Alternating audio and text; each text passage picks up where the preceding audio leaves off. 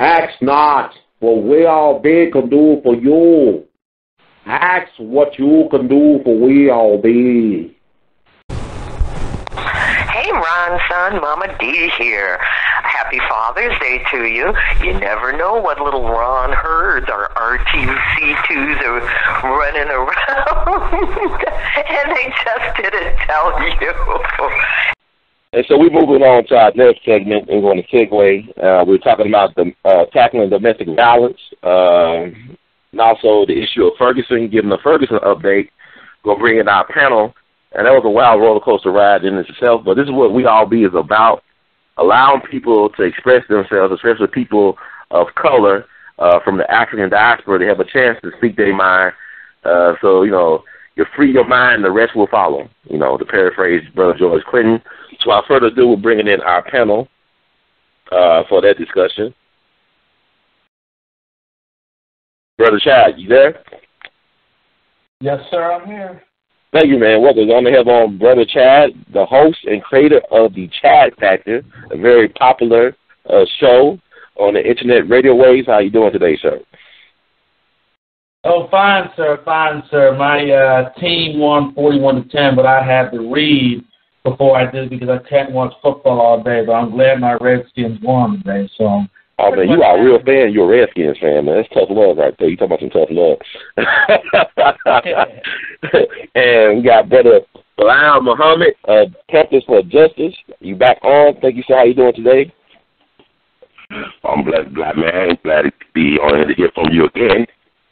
Yes, sir. I want to thank you for offering that type of wisdom and insight with the system and all the things that y'all are doing to help brothers get back on that game and get back in their rightful place in the family.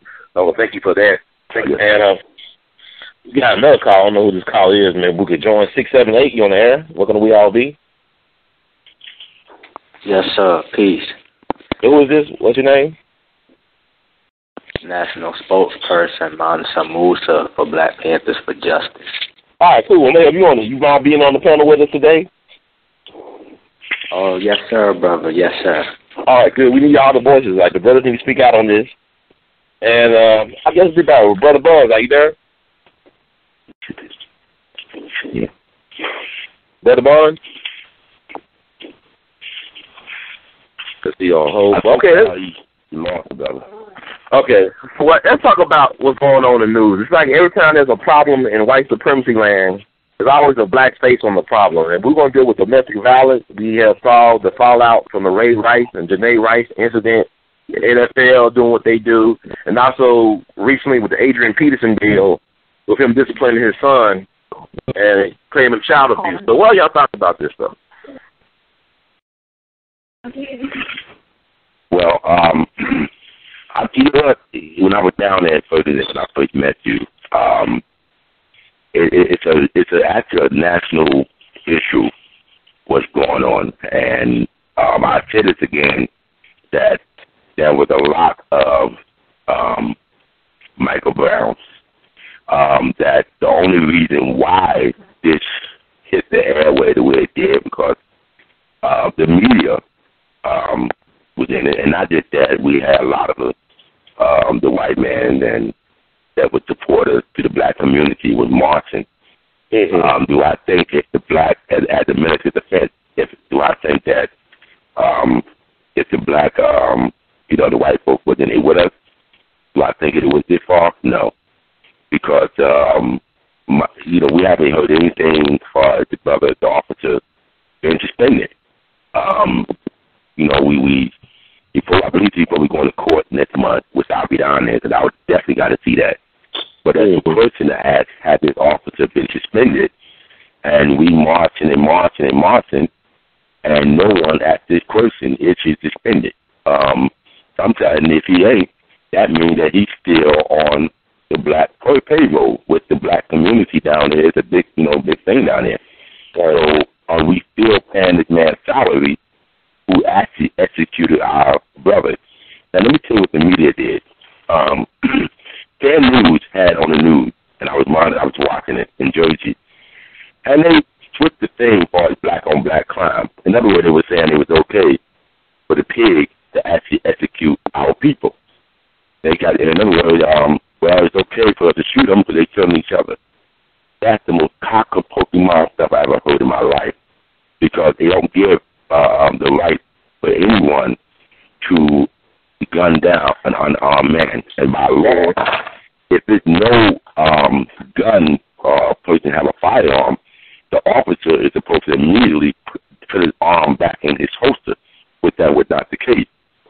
I think that if, like, when I come down to Ferguson, my goal is to educate, for parents for justice, to educate them to stand their ground, to get them to understand, to be armed, to arm themselves, to protect themselves, because then they've really taken the right slowly. Right now, I'm teaching that, which we always stand on the second commandment of the Constitution, that you have the right to bear arms. But as I talked to you before, there's 3 constitutions which we're not, that the black community are not aware of, and we were only taught in school, in grammar school, the United States Constitution, or what I call the United Snake. But the Constitution, for us in America, is the United States Constitution. But you have the state Constitution, which is state legislation, which is under the governor, who have the state Congress, meaning that they are the one who makes the state rules. Then you have the municipal court, which is the mayor. They have the council who make their own legislative rules. So we have a young lady, and I'm going to say this real quick. We have a young lady who was who legally armed and carried a firearm. And as she was coming from Philadelphia, coming across to Jersey, she ran across the New Jersey State Police officer, and the police said, the traffic stopped. What she did wrong was she ran her damn mouth. So that's what happened. That's one. But she told the officer that she had a gun. She had a gun, and the officer immediately pulled her out of the car. And the gun was in her pocketbook, and she was licensed to carry. But under the state of New Jersey, she can't carry because her license is not valid in New Jersey. Her license is valid in PA. So now, again, let's go back to the Constitution law. Under the United States Constitution, the Second Amendment says that you have the right to bear arms.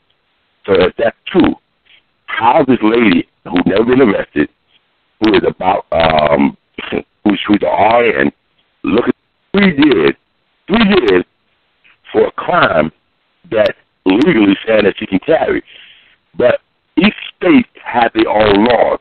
I think this is going on with the black community because a lot of them don't understand how the laws work. I believe that if all these black organizations who call themselves revolution, because it means complete changes, revolution begin in your home, to educate them or to stop and frisk, to educate them how to become armed. Not every blood member, I ran across a couple of blood members, out of 10 blood members, only 3 of them been arrested. The rest of them never been, never had a warrant, never had anything. So when I was down there, I met a brother, he was a blood, and I said, just imagine if you were able to walk down your hood armed legally. Now your job as a blood member who came from the Black Panthers, you have a duty to uphold your community to protect it by any means necessary. Right. They don't pull that down. They don't do this education. They don't do this down now in Texas because they know the right to stand ground. We got walking around with on their hip, black man, and the police do not even harass them because they know they got the right to shoot back if they're wrong. So, do I think that it's going to go on? Yes, because there is some questions that we have to understand. Now, the only thing I have for Ferguson is that when they started protesting, they protested in the wrong area. They should have went to the precinct. They should have went to the city hall. I understand that you have the right to vote your mayor of that city out. If he don't get that chief out, then you tell him, then you're going to go. The same way you got him in to vote, you can vote him out. Black folks have to learn that we still have the power, but see, because you're not educated and you don't listen and you don't pay attention, we get watch these idiot bots, I call these little videos, they're all popping in behind, I said, you get unfocused. But if we took the time to focus on reality, and say, we tired of this and we tired of that, if you're tired, do something about it. You have to learn the laws. Take the time to study. Go to your town meeting. They don't do that. I guarantee you that out of each community that have black in it, we don't go to damn town hall meetings. And we don't speak up. They don't close down all the school system in a lot of them. So they're attacking the education. They're putting military trucks in the black community, literally putting them out there. And they had on the news that the government, it was okay because they felt that the black community is a war zone.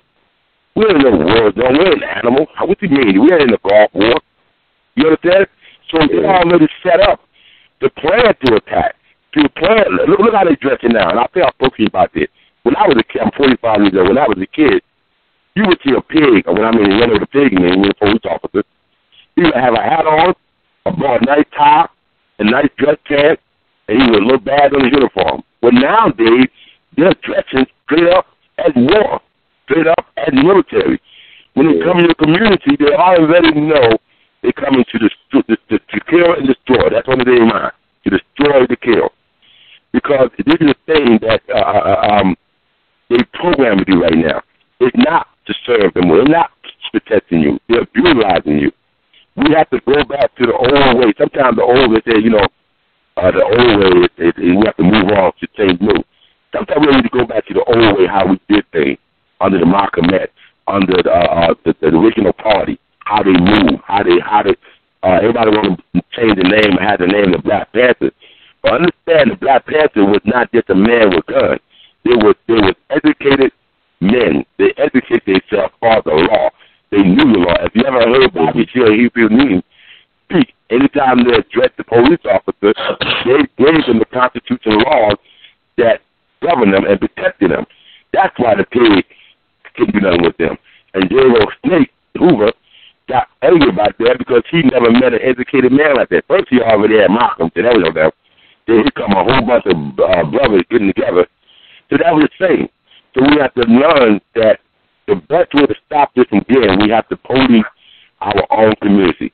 Now, under the wiretap, let me just say this, under the wiretap law, we have a lot of brothers that videotape. And I'm going to say this, when you're using your camera to videotape, the best thing you do, I heard a lot of brothers when they videotape, oh, you wrong, I'm watching you, what you doing that to them? The best thing you do is be quiet and videotape. And immediately send your video to your email or even on Facebook immediately, because the officers are now taking your phone or blocking you from the videotaping. But now they can actually arrest you and take your phone under the wiretap law because you actually you're not a press. They were locking up people who's press conference people down there, locking them up, and news reporter locking them up. You know what I'm saying? Locking them up. So we have to really get ready. This is a war. We are going slowly down the road under the new world order. And guess what? The black folk is on the menu because we are sleeping. They try to get rid of y'all because they want the Mexicans, because they don't have to pay the Mexicans that much. So we're going to get rid of the black folks because the black folks are always complaining about money. So they want somebody they can pay less who's not educated, and we have a lot of black folks who are educated. Now, it's too many damn top ministers to keep playing with people's life. And I've said this before because when Reverend A.L.L came down there to the funeral, I was very disturbed because they appointed him. Reverend T.J. Jake with bodyguards. You come around your people, man. What you need bodyguards for? That bothers me. And there was a lady that wanted to get near him. She reminded me in the Bible of a woman when she was bleeding. And she believed that if she can get touched to him in his garment, she would be healed. But this woman wanted to get shake T.J. Jake, Reverend T.J. Jake's hand. And the bodyguard stepped in front of her. And I'm looking at this like, how can you do your people like that? How do you treat your people like they nothing? Without us, you wouldn't be here. But understand, we forget, these are people that are appointed from the government to lead us. And they lead us to hell. They they're leading you to forget who you are. They're leading you to forget who your heritage is. They're leading you to forget who your true believer, your true God is. Now, I'm not saying that that some of these pastors or some of these imams are BS, but I am saying there's a whole lot of them that you count on your hands. And then, you know what I'm saying? And again, like I said in the first show, there's too many churches out here that not doing enough to stop this. I didn't see no church out there. Everybody hiding behind the pulpit praying. You know, one thing about them young boys and Bloods and Crips out there, they was not praying.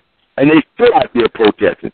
They still, after Reverend Al Sharpton came down there and they left, if they respected the family, they still were marching. And I was with the young brothers. Some brothers ain't playing. Now, we call them evil and they kill each other. This is what the black man have to do.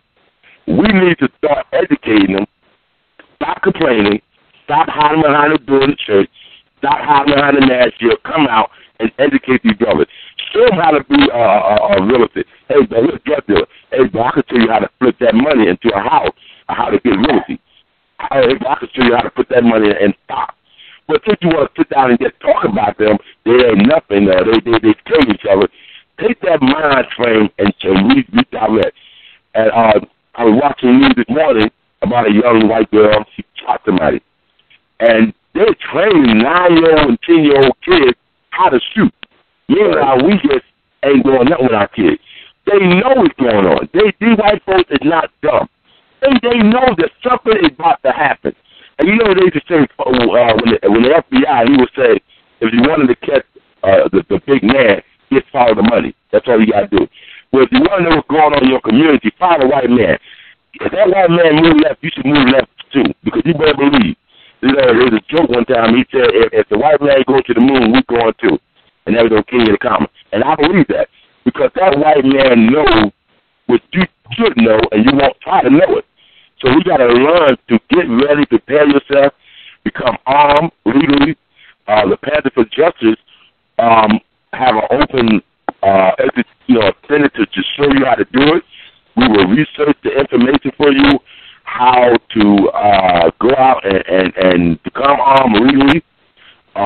We have referrals that we can recommend you to great lawyers. One lawyer I've joined along with I recommend is Malik Judabaz, who is a member of the Black Panther Party, the new Black Panther Party. He's a good brother. But, you know, sometimes our people are afraid to get him because he's very, it's the truth. And we get afraid of having a strong lawyer. And, you know, and Dr. Khalif Muhammad said, if you're going to be a revolution, if you're going to be a doctor, be a revolution doctor. If you're going to be a revolution doctor. So we don't have too many of these revolutions no more. We forgot who we are. We're afraid. We don't got caught up in the Bible, which is okay, in the Quran. But understand that Prophet Muhammad and Jesus never stayed in the church or the masjid. They were in the community. We have to take off the robe, take off the kufi, and start getting down and, and get busy. Put our hand to work. Doc said in the song, he said, people, when they march, they saying, lift every voice and sing. We got to change that song to lift every fist and swing.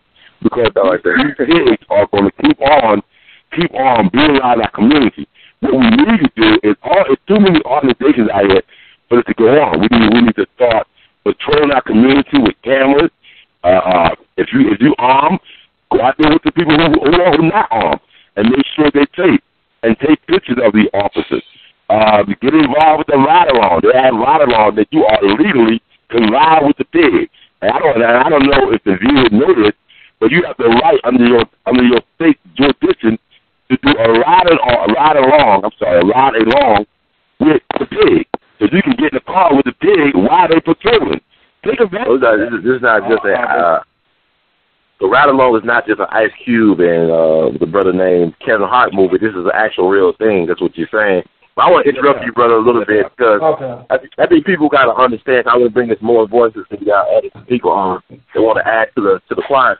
So people got to understand. Even when we tell the traditional civil rights history, we never talk about the armed revolution, the armed resistance. We never talk about Robert F. Williams We never talk about Victims for Defense, called to be security for Dr. King to complete the March Against Fear for James America back in 1966. It's like we never talk about RAM, Black Liberation Army. We don't talk about those nuggets that really got things moving towards the right direction, because the official language of America is valid, okay? The national anthem is valid. Everything about America is very valid, okay? So I'm going to bring in Brother Chad to add a voice or two. Thank you. Perspective. Okay. And by the way, thanks to the other brother who was making fantastic points, and shout out to the QEP Newton group for using the law and using it and knowing it. So I want to shout out to that group as well. Mm-hmm. Now, can everybody hear me? Yeah, we can hear you. Yes, sir. So with the Ferguson situation, I find it to be very similar to the Trayvon Martin situation. In the Trayvon Martin situation, there were many people all over the world who wanted Zimmerman to get arrested, but the prosecutors and other people weren't changing their mind, and it didn't seem like they had very, very crucial evidence to get Zimmerman in prison. So everybody was happy about the arrest, and people didn't know what was going to happen during the trial. Now, with this situation in the Mike Brown case, they have a new video with two witnesses saying he did have his hands up. So this will be different this time. But what I'm hoping for is that they will charge him with first-degree murder and manslaughter at the same time. So if they don't get the first-degree murder, they'll definitely get a manslaughter charge. But on the Ray Rice and is the woman named Janae? Janae Rice, yeah. I'm going to go back to what Stephen A. Smith and and Whoopi Goldberg said, that a man should never hit a woman and a woman should never hit a man. And the court documents has said that she spit and hit on first.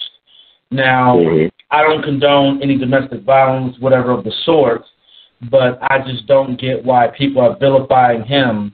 But there's people in the NFL who have killed people. Ben Roethlisberger has raped women before. He was accused of, but I have a very good idea that he has done that. So accused twice, right? When they won a Super Bowl, he was accused twice. Twice. Mm-hmm. So basically, I don't get what the whole big deal with, and there's even white women wearing Ray Rice jerseys defending him as well right now. So I don't get why these feminists, a lot of sisters, are condemning this man and making him out to be the boogeyman and the baddest man out there. But there's a man, half Asian, half white man, who had forced fake black women to suck on him is getting a pass. Or the officer who beat the heck out of a woman on a highway patrol is given a pass. And then there was a woman who was a teacher who was arrested, and that gets a pass too. So I don't understand why people are making Ray Rice out, trying to take away $60 million. The court saw the video. The evidence shows that she started. They were both drunk. They were both at fault, the court said. And I don't understand why they're still trying to vilify this man, other than the fact that they seem to want to put the face of domestic violence with black people and black men. That's the only conclusion I can come up with. And it's a bad look, but that's really my thing on the whole situation. Okay, we're going to get to Brother Musa. Are you there, Brother Musa? Yes, sir. Yeah, I want to get your point of view. You got something to add right quick? I mean, from both perspectives, we have to look at the facts. And the facts are, in the Ferguson shooting, that the brother was unarmed. He was fatally shot. He was chasing down. So that means that he was to be eliminated at all costs. And this is not the only story that we hear. This is a nationwide experience in a people of color. And we have to start understanding what unification means. We've been talking about it since the beginning. We've incorporated it into music, which is now starting to change.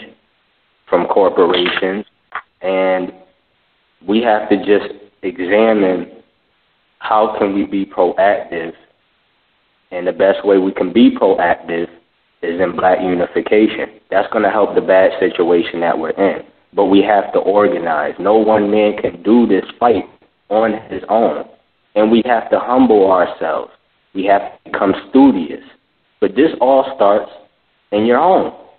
It all starts in your kingdom, because when you build your kingdom, you can go outside with what you've taught yourself underneath your own kingdom, and you can bring it and project it better to your circumstances that you will have to cross in other places and in other events. Now, us as Black Panthers for Justice, I want to iterate that we are not the new Black Panther Party. We love them. Those are our brothers. We are always going to be related, because there are members that are from that party, and there are also members that come from the original party. So the original got dismantled in a 10-year span. Then you get a new party that still follows the same teachings, but they want it to be new. They want it to do something new. But history says that it always repeats itself. And what they also say is that no idea is original. So the original is going to always play its role, no matter if you want to make it new or not.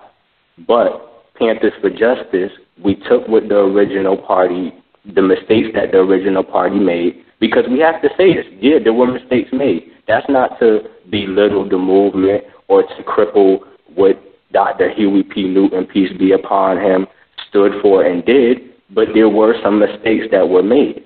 And there's mistakes that's being made in the new party. And that's not to belittle what they're doing. But for Panthers for Justice, the key word in it is justice. We took both of those, fused them together, and now we're going to come at it on a justice standpoint. And we believe in the saying of the original party, which is all power to the people, because the word black power, those words, that phrase still comes from the people, because the people means black power. So we don't use that term black power unless we're amongst our brothers and our sisters. But what we mean by all power to the people is that we have to start making relationships. Yeah, we can point the finger and be like, oh, it's the slave master's fault. But why we can't point the finger and be like it's the slave's fault? Because you got house slaves and you got field slaves. And the house slaves, even though they are brothers, they're quick to sell us out.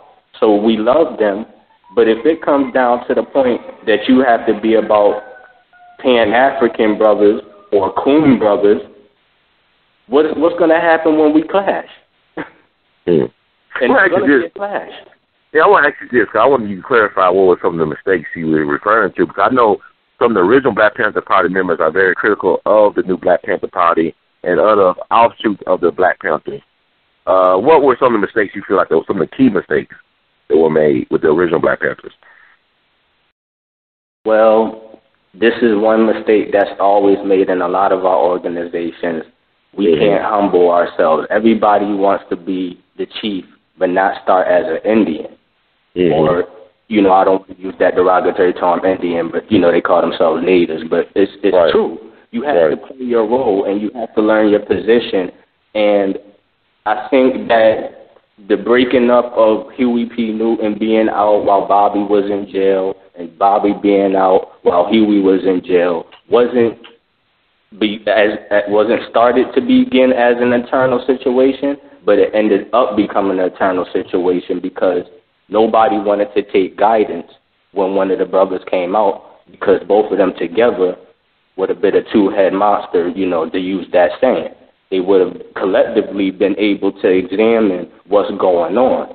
So people wanted to take matters in their own hands without the guide and the leadership of the founding fathers, Brother Huey and Brother Bobby Seale.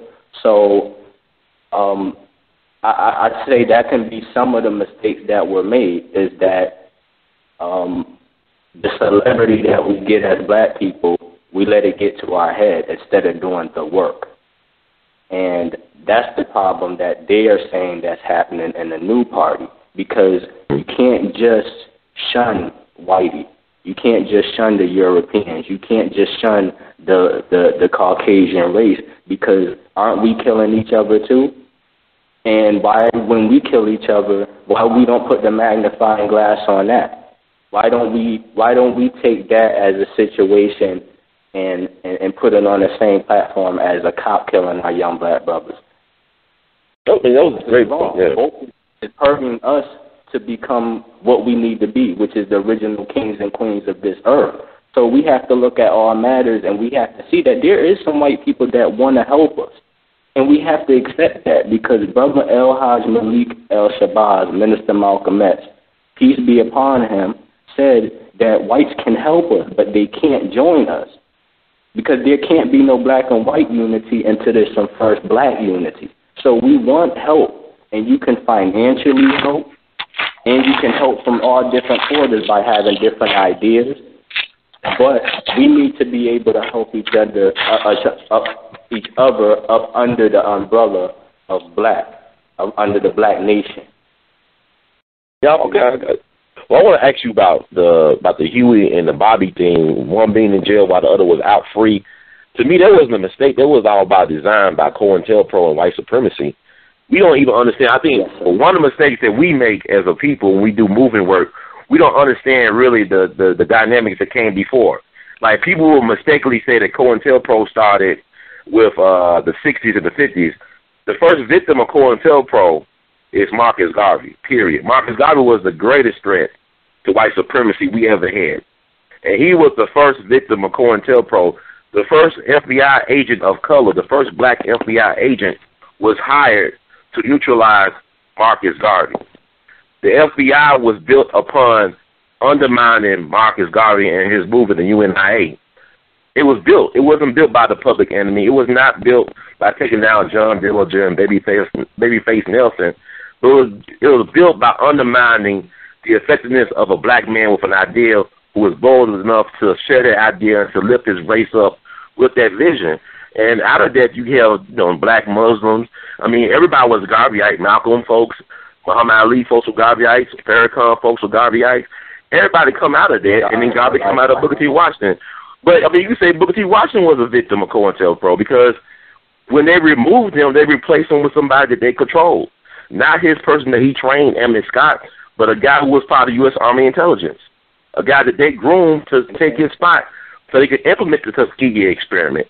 So we got to understand the beast that we dealing with. Like the Black Panther Party, all they did was started free sickle cell testing, food for kids in the school. They did things to help the community, and by them doing that, they became a threat to internal security, white supremacy. So I think that's something where we got to understand. It's like we don't understand that everybody in the movement was not about nonviolence. Medgar Evers kept guns in his car.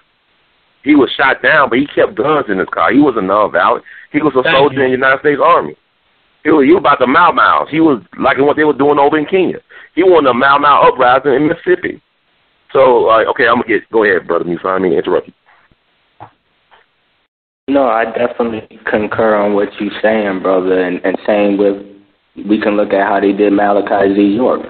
Exactly. I do believe that the COINTELPRO does have their eyes on everything that we do. We do agree that that is a factual statement.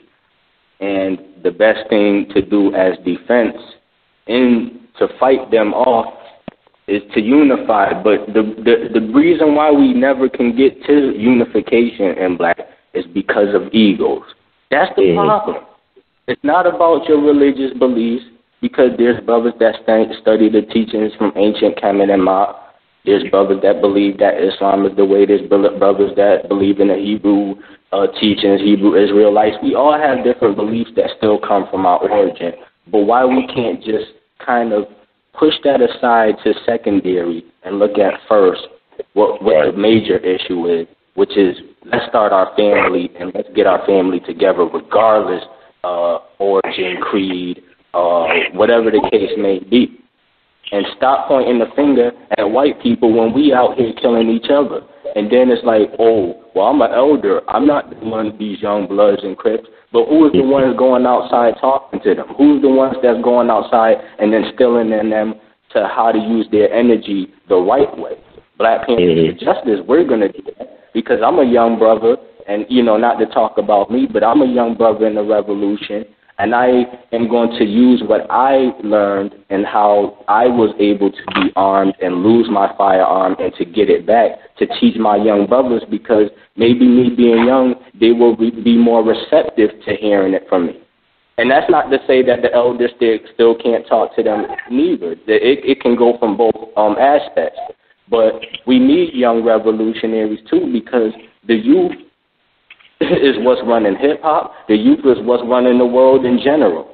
From everything comes from the young origin and comes from being fresh and trying to be hip and how to be down and you know, being more modern. All of that comes from the youth. So they just need to put their energy and project it right. And a lot of the elders need to be receptive and be humble into that we're going to make mistakes. Everybody makes mistakes. But the youth, they don't want to hear anything from anybody, because it's like, you wasn't able to talk to us anyway. Everything starts at home. This domestic violence situation, all of that starts at home. All of that comes from what's going on at home. What is that child seeing in the house? Yeah, I also want to ask y'all this. I mean, everybody on the panel, I think Brother Bilal Muhammad really hit it home with his assessment of Ferguson. But also, I look at Ferguson, what people don't talk about, especially in the corporate media, and I saw something beautiful happen with black men and women. We talk about this domestic violence and how they try to put a black face on domestic violence. But when I was down in Ferguson, it was good to see brothers and sisters, men and women, boyfriend, girlfriend, husband and wife, actually support each other during the protests in Ferguson. I mean, I talked to a sister that I couldn't get my man to go to church, but he came out here. I got him to come out here, and he was supporting me. I'm supporting him. It was good to see black children support their fathers and brothers and uncles. It was a beautiful thing, that black unity that was happening. And I think the point that we missing is we don't have to have every black person be unified. Just some black folks getting together on the same page is a threat to white supremacy. Everybody back in the 50s and 60s, black people, most black folks was not involved in the civil rights movement. But everybody benefited from the movement, but most black folks were not involved. Black ministers could not stand Dr. King. He was not allowed to preach from pulpits in about 10 or 12 churches in Alabama. When he got shot in Memphis, you had black ministers in Chicago celebrate. Okay? They would celebrate. They were glad that he was gone, because he was a threat, because the letter from a Birmingham jail, he wrote that for the clergy, because they saw him as a threat. They couldn't understand Dr. King. But the thing about it is, Marcus Garvey could not be brought down by the FBI without black cooperation. We got to stop believing that we don't have any power in this system. They are afraid of us. And when we get unified on something, then when things change, like in Ferguson, like Brother Bilal said, they are still protesting, but there's a media blackout by the powers that be. But thank God for the fourth estate, which is the internet. You can see them shutting down the expressways. You see them talking about a recall at the first city council meeting, and they still going strong. And I want people to understand, like Malcolm said so many years ago, that the Negro Revolution is controlled by white, foxy liberals and even the government itself. But the Black Revolution is controlled by God. We are in the midst of a Black Revolution. Yeah, and you make an excellent point. You don't have to get every black person to agree. You just have to get small groups of black people to agree on certain things on the same page. And that's how you get stuff done. So you don't have to get the whole, how many black people live in this country? 39 million black people. Even if you disagree on points, at least you're on the same page. Right. Okay, I was asking a question. I don't want to interrupt you. Well, I want to add this too as well. We got to stop expecting white folks to value us when we don't value ourselves. Like, I looked at the fact that you had a cop down in Oklahoma. He just got out on bail for raping 8 black women that we know of. He raped 8 black women on duty. He's out of jail, and they raising money for his defense. See, there's a code. I mean, he raped 8 black women, but they talking about Ray Rice and what happened with his now wife in that elevator, which is wrong. Don't get me wrong. I'm not condoning what Ray Rice did. But at the same time, it's the hate that hate produce. You produce these things. And when we talk about black on black crime, we really self-defeating ourselves. So I look at Ferguson. There was no need for military occupation of Ferguson. For example, Ferguson in 2012 only had 2 homicides. In 2010, they had no homicides. That's a majority black town. All right, that's 5 hours away from Chicago. That's nowhere from St. Louis.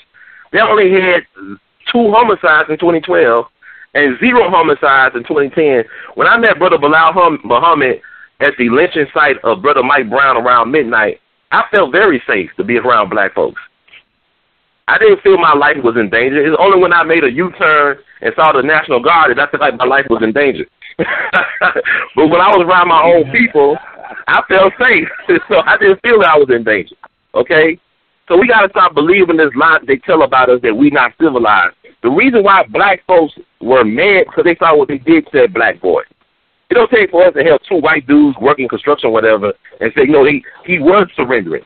People always want white folks to verify and vindicate. White folks can't give you your rights. White folks can't give you no justice. You got to give yourself justice. You can't get no justice for your kids. You got to get justice for yourself. You can't get liberated for your kids. You got to be liberated for yourself.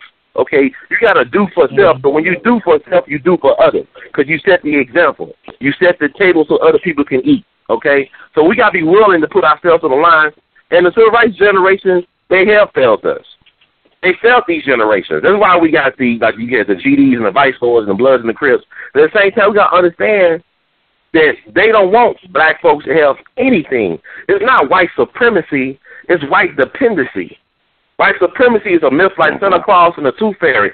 They so dependent on us that they don't want us to have nothing. They take everything we got and use it for themselves. We don't need them to exist. They need us to exist. And they keep our knowledge of self for who we are from us. Because everything they do, they claim is them, is really us, but we don't know our history. They have no knowledge of self. So if you're in a school and they're not teaching you who you are, that's not a true education. That's indoctrination. Because you're supposed to get, from all your educational pursuits, you're supposed to have an understanding of who you are, where you come from, and where you can go. And if you're not allowed to be a human being, to have just basic civil and human liberties and rights, then you're not respected by a system. So how in the hell you expect to get justice for a system that don't even acknowledge that you're a person? You know what, this Brother Bilal, I think that I would love to see that at the black officers, and up here we have 100 black officer law enforcement that is against police brutality. I would love to see, and I would love to see in Ferguson, the black officers marching with the community. And until that happened, until these brothers, I remember I had a chance to see the chief who down there, and I asked him a question at the memorial site, and I asked him, I said, brother, what are you when you put your uniform on, or do you have children? And he said, yes. I said, what can you tell your son about this? And he put his head down. Because we got to understand something, that if they took his badge and his gun and uniform, and they stripped him down, he's a black man, they threw him out on the front line, and everybody in Ferguson was shaking his hand, and they was proud. And a black man, a savior, was coming to fix it. But that was just a blindfold side deal that they try to set him up. And he got on national TV, said that he's in the middle because his own officer hate him now. But brother, you was hating when before you put the uniform on, so that nothing new to you. But what I would like to see is the black officers stepping up and come from behind that silent of blue. To come behind and say, you're not going to keep brutalizing my community. I live here. I'm from here. 99% of the black officers in Ferguson, or even in Jersey, New York, or all over the United States of America, they live or went to school in the community that we all grew up in. And it's sad how they got brainwashed to forget who they are. So I would love to see black law enforcement officers to take a stand against it. But then again, we got black officers doing the same damn thing. So it's like, it's you know, and then you said something about the military truck. But let me tell you something. They are popping up all in the black community. And again, like I said, and they had on CNN News 2 days ago about, I think I posted on Facebook, about the military vehicle in the community. What's the need for them? And so they said, well, we need it for drugs. We need it in case of blood. Where I live at, we're not going to have that problem. So, because I live in a city part, so it's like 9-10% us getting blood is crazy. But these vehicles, and by me being an ex-Marine, these vehicles are made strictly for war, not no emergency tag or war.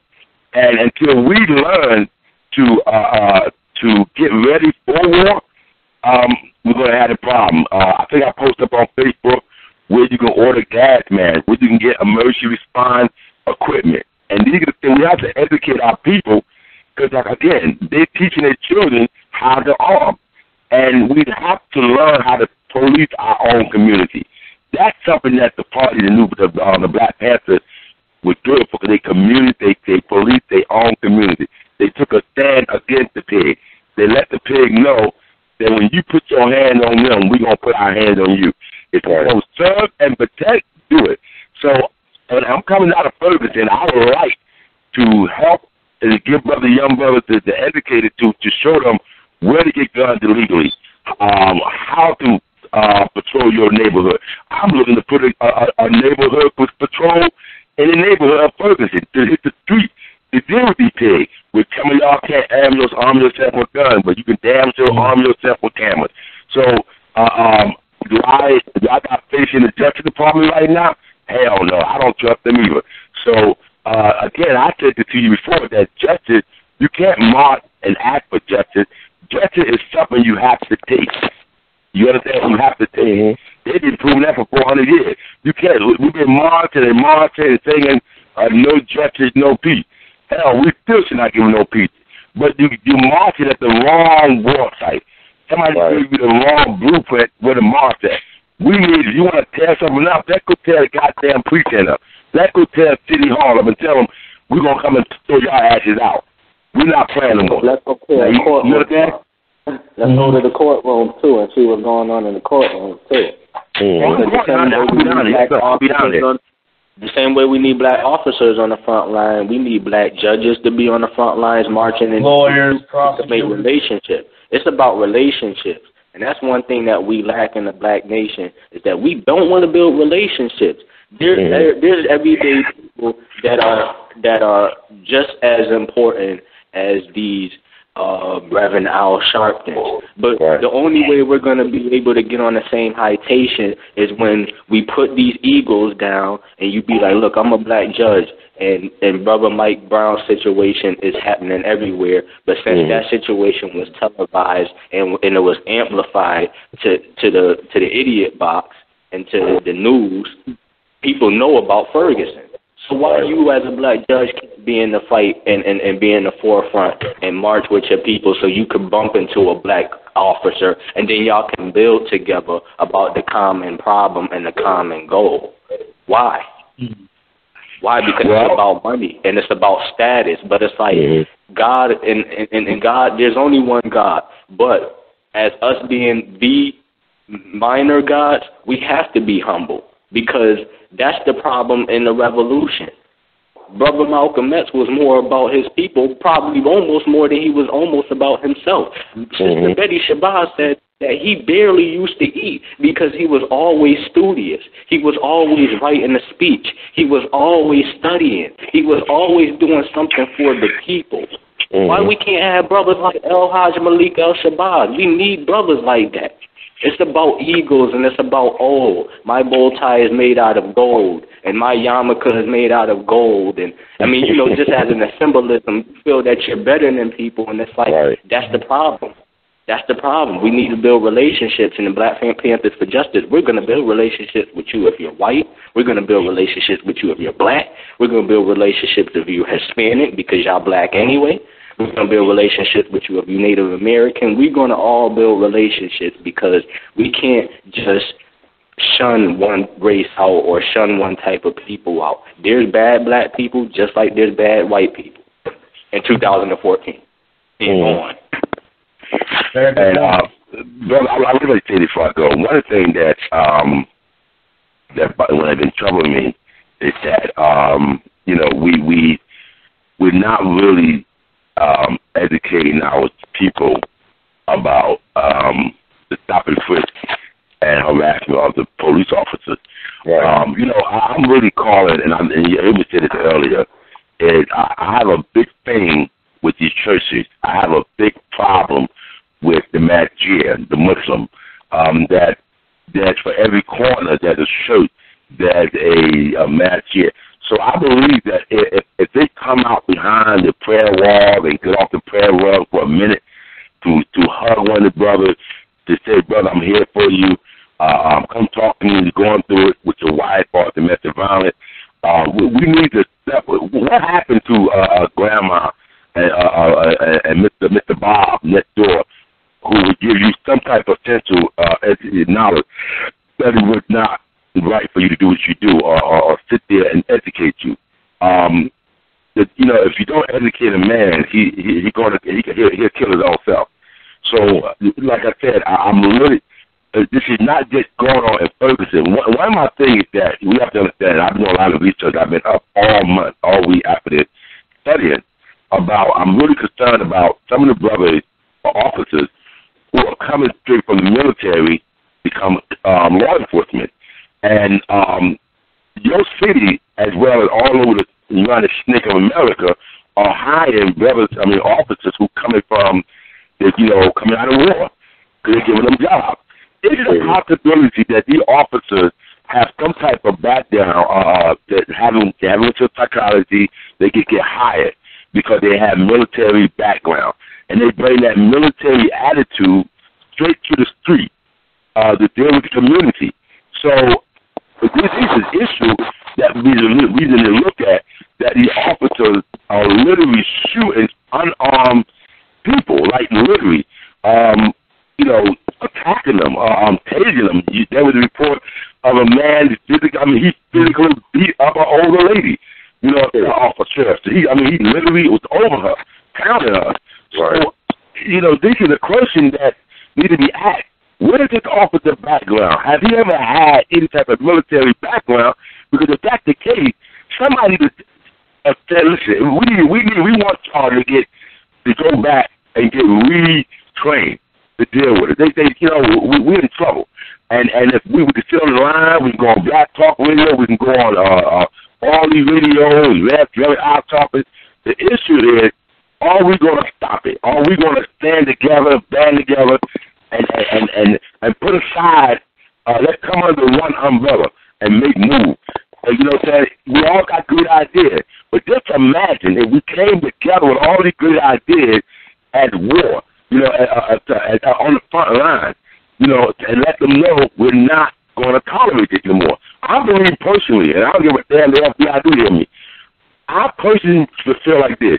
The next time, I'm looking for soldiers that would love to patrol their neighborhood armed, but send a clear message that enough is enough. We're not going to do that. We're not marching no more. The next time we're marching, we're going to put our boots up your ass. That's it. Because guess what? I believe this. You take one guy there, I'm taking two. As a matter of fact, I think we should go to his house and make a citizen arrest. We're coming to get your gun and your goddamn bag. We got to stop this shit talking about what we're going to do, and that's for that. As a military defense, I'm calling out. I'm calling out brothers. I'm calling the Bloods out. I'm calling the Crips out in Ferguson. Let's go to this pig house. If he don't get indicted, goddamn, we go to his house to get. We're gonna give our own jury. In fact, I got a judge for him. We're gonna call the judge Maurice to do the bad, and we're gonna find that cracker Peckerwood guilty, and we're gonna hang him by legal objection. Yeah. Because the KKK did it, and why we can't do it? Why we can't have that same type of proactiveness that the KKK do? I don't like them. I have to be able to give light on points that is big points. And one big point is that they stick together as an organization, but they're a family. Ebenezer is not higher than Don and Billy because they're like, look, our common goal is to take out and eliminate. We're not going to put each other on pedestals. Yeah, they have room. But as a family, they don't care about who's the higher power. They want to kill. They want to take things in their own hands. And if we think that the KKK purge can't end up becoming factual, it can become factual because the KKK and the government are the same brothers and sisters. The police and the KKK are the same brothers and sisters. So if we don't start waking up and understanding that they're a family, then what are we going to do as a black nation? We're going to keep marching? We're going to keep getting coins on our feet? Like the Minister of Defense say, we can't keep letting this happen. The next time this happens, what we going to do? Do the same repetitive thing we've been doing? We have to be revolutionaries. That's the only answer to this black nationalism. That's the only thing that's going to help black people today. Yeah, you can pray, but prayer only changes when you put the work in. You have to put the work in your prayer so it can come. Faith without works is dead. What did you say, brother? Faith without works is dead. Yes, yeah, faith without works is dead, definitely. I will get caller 845. You on the air? Welcome to We All Be. All right. This is Andrew. I was listening to the show. Well, basically, there's a lot going on, and like I was just listening a little bit. I had a couple questions as well, but I heard one comment where a gentleman said, you know, everybody got good ideas. And I'm at that point, too, where I feel like enough is enough. So, but, you know, talking about leaders from the past like Malcolm X, it was techniques that was used in order to ensure victory. So, victory is ensured regardless, but is what they is something else. Like, there's multiple agendas within the situation because all they can do is what that barbarian mind is programmed to do. I mean, and that's like terrorizing, you know, just do things in a different way. But at the same time, they do have certain information. And I was listening also, there's just so many things. What a gentleman was saying something about they want to, you know, basically provide people with minimal resources. Like, we got everything. And It's I figured a lot of it out. In actuality, it is true that that they need us in order to be, but at the same time, with knowing that, we got to be civilized and you know, regain that ability and that power to set the standard again, because that's what they hoping on, is people to lose their cool, and it's not the agenda of everybody got a position. Yeah, I mean, the people that's all the way, quote unquote, all the way at the top, they could care less what's going on in the streets. They're so far disconnected. But at the same time, like you said, there's good and bad in both factions of the of black and white. There's good and bad. You know what I mean, so ultimately, things just need to be put in perspective before things get out of control. I mean, and out of control is in. Everybody knows the economy is hanging on by the skin of the, I mean, how they say, the skin of your teeth. So basically, anytime things could pop off. That's why they ramping this thing up. They've been preparing for this for a long time. Because, like, I was watching a thing on YouTube. They said they had every single, they basically simulated every single thing possible. You know what I mean? But the equation that they always forget to keep in store is God, because you can't put any mathematical equation on what God is capable of doing. Right. I want to thank you, brother. Well, we're wrapping up right now, but I want to thank you for that commentary and observation and input. I just want to say this as well. Probably what black folks I see in this era is that it's okay to say that we for everybody, but no, everybody's not for us. We got to stop saying that. No, we're not just for black people, and we got to be for black people. We just can't be for everybody because everybody ain't for you. We got to understand what an ally is, what a friend is, and what an enemy is. You got to understand what an ally is, what a friend is, and what an enemy is. Who was Brother Bilal? We got to study the art of war. We got to understand that if we don't put our own interests first, nobody will ever put our interests first. We got to understand that is bigger than the battle or the bullet. Voting has not solved our problems. We've been voting for the past 50 years. We have over 5,000 black elected officials, and we still catching more hell than anybody's business. We still got the jails full with black people.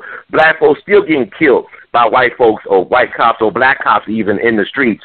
You'll never hear about a Jewish kid getting killed in Williamsburg by the cops. You'll never hear about an Italian kid getting killed by the cops in Staten Island or Little Italy or whatever. You never hear about these things because these people control their economics of their community. They control their police. They control their institutions. Until we understand how to control those things, until we understand, like Brother said, build relationships with each other, to build economics, to build anything, then we'll be at the same place doing the same things, getting the same results. That's the true definition of insanity, and black folks are living insanity 24/7 because we keep on expecting that a cop will be tried for killing one of our babies, where he will be sent to jail, which is not going to happen. Michael Dunn shot Jordan Davis, killed him. He did not go to jail for killing Jordan Davis. He went to jail for attempting to kill his 4 other friends. Now, hey, he killed all 5 of the black kids. He might not be in jail today. Okay? This is how crucial this stuff is right now for black folks. We got to wake up and say, you know what? There is no justice. It's just us. And we got to figure out now what? What's next? It can't be the same thing that came before. Got to be a twist on it, okay? Because, yes, it's true that there's no original idea, but it's not about the originality of the idea. It's how you utilize the idea in a new way.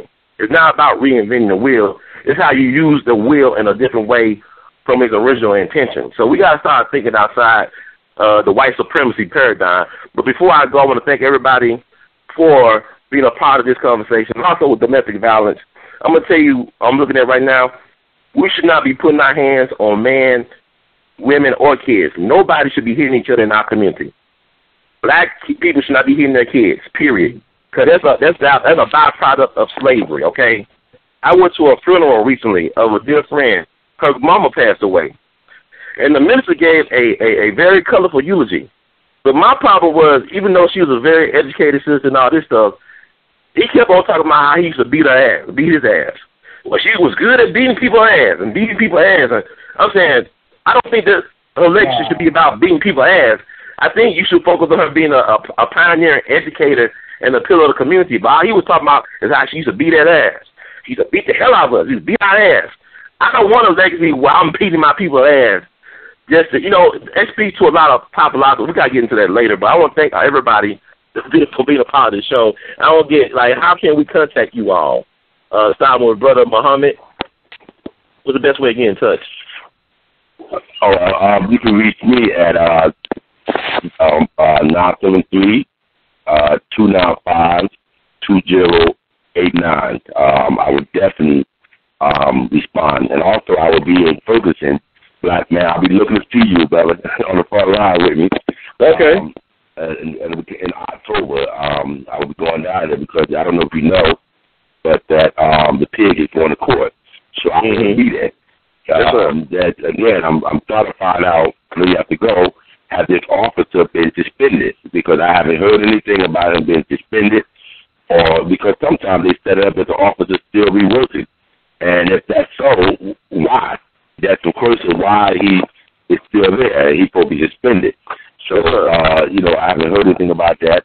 I'm going down there to meet some brothers and get some of that girl catfish they got down there and give the state police down there some hell again. They don't like when I come down, but I'm coming down there because I met my extended family.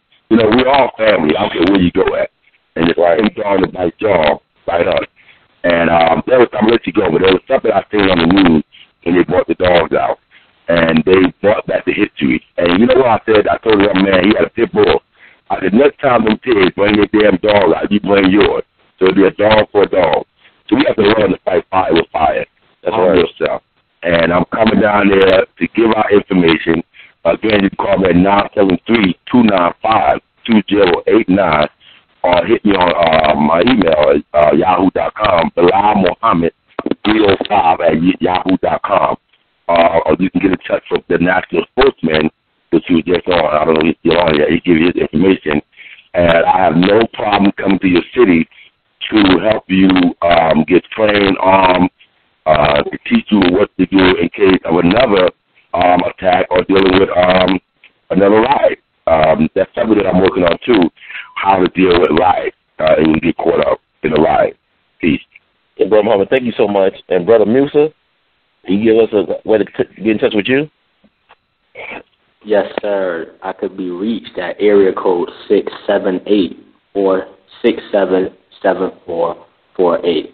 And my name is Mansa Musa, you know, like the king of Mali. The gold king, right? Everything gold. Everything gold. Yes, sir. The richest man to the day is still him. He's still number one. So we have to look at that and become rich spiritually the same way we could become rich financially. Yes, sir. Just like the brother said, you will see me. I will be showing my face. I might be making the trip to go see the pig in the grand jury and see what's going on with him and how he might be brought to justice. But we have to understand that he shot the brother 6 times. The brother was unarmed. He was fatally shot. You know, the other brother that was with him, Dorian Johnson, ran the other way. So they're saying about probable cause. But what else do we need to talk about? Exactly. There is no probable cause. Yes, sir. You hunted the brother down. He didn't even have no gun. And then people said that he had his arms up. So what do you mean? You can just shoot us down in cold blood? Yes, you can. Because we're not proactive and we don't want to stand up for our people. So, you know, y'all can reach me. I'm the national spokesperson, and my email is Mansa Musa. I'm going to spell it MANSAMUSA, Mali, MALI, 1984, the L born, at gmail.com. So it's Mansa Musa Mali, 1984, at gmail.com. I'm the national spokesperson for Black Panthers for Justice. And, you know, I'm willing to build relationships. And one more thing, I've already spoken to Sister Ilyasa Shabazz, Malcolm X's daughter, and we're letting her know what we're doing. We're just getting started, so people be patient with us. But we will be on the front lines. We are looking for members. We are going to recruit, and we're just going to do this the right way and the way that's justice for our people. So, you know, she was very receptive, and that just goes to show you she doesn't know me from a can of paint. But me being a young brother, I'm fearless, and that's one thing Black people need. We need to get the fear out of us and put the fear back into the people that don't fear us anymore. Right. So we have to get proactive. We have to. It's time. The time is now. It's freedom or death. Brother Musa, I want to thank you so much. This was an excellent conversation. Yes, sir. I'm going to have you back on again. It's a pleasure, man. I'm glad you called it the last time. I'm going to have you back on a couple of times. Take care of yourself. No problem. Be safe out there, man. And Brother Chad, I got to get you back on, man, because I know you got a lot to say. And I just want you to tell us about you and how we get in touch. Yeah, and my show is called The Chad Factor on TalkShoe. You can hit me on Twitter, The Chad Factor, or go to TalkShoe.com, type in The Chad Factor, the black and white picture. I just want to say thank you for letting me come on the show, and I like both of the viewpoints. I only go for violence if you try to accompany me, but if these cops and everybody else keep trying to do this, then people are going to retaliate. So in case the media thinks I'm going to advocate cop killing, that's what I'll say right there. You know, people are going to respond. But I mean, if you're peaceful and don't do it, then hey, nothing's going to happen. If you kill unarmed citizens, but you know. I thank God that I came on this show. I thank God that we had a great conversation. We need more economic empowerment. You never hear about an Asian kid getting shot down. You never hear about a white kid getting shot down. Even in the Hispanic community, we don't really hear too much of that because they have an economic base and they have power. So I think our problems are more certain economics, and we need to stand together. And we also need to use our $1 trillion consumership and put that into other things. So that's all I have to say. Well, Brother, I want to thank you so much. 678. I just want to give out my number. You can reach me. Go ahead. You can reach me at 678-231-1993. Again, that number is 678-231-1993. Thank you. And definitely check out his show. It's a very great show. A different point of view on a lot of things, but we always agree to disagree, but be agreeable about it. But I think Brother Chad's really on the same page as a lot of us. He want to see justice for black people. So, in the words of the great Duke Ellington, we love you all madly, and also keep producing and pushing. Until next time, family, this is Brother Ron signing off.